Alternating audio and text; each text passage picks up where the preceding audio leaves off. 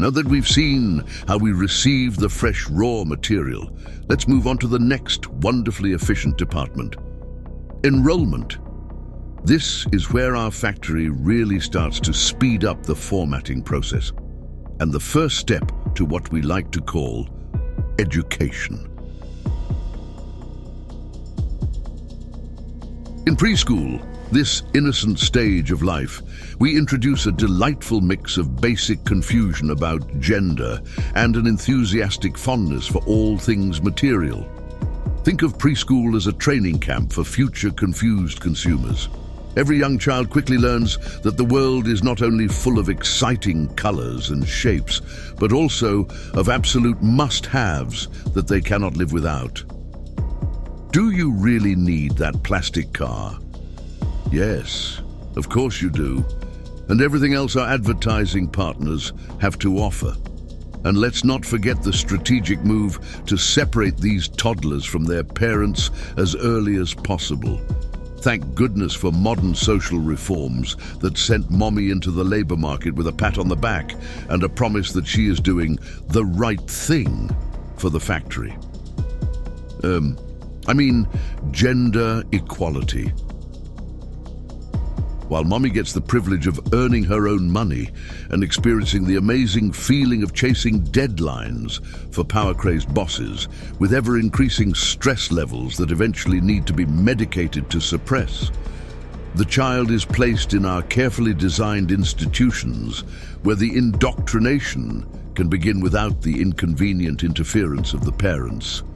We set the children's compasses early on to a world where there is confusion about who they should be, how they should act, and what they should want. You can't imagine how much easier it is for management when our products spend all their waking hours trying to fit into our latest social construct. And if they don't fit in, it doesn't matter. Then later in life we can pit different groups against each other instead. The main thing is that they never see the bigger picture of what the factory is actually for, and it is of course important to drill this into them as early as possible in the learning process. Of course, we're quite happy to promote loose concepts like equity, diversity and inclusion, especially as long as we can use it to confuse the children even more and still profit from it at both ends. We even managed to convince our factory workers that it was a good idea to have cross-dressing drag queens read the children's stories at the library. We even had some of them sit on their lap. Our marketing department thought it was a risky move, but very few parents actually protested. And the ones who did, well, we called them racists. Seems like the factory works wonders after all.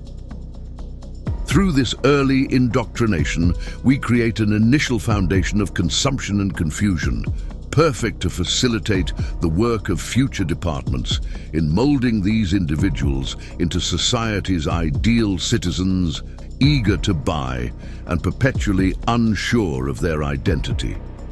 What more could you ask for from such a productive little department in our factory? Applause, please. Because preschool has really set the stage for the next acts in this magnificent spectacle of social formatting.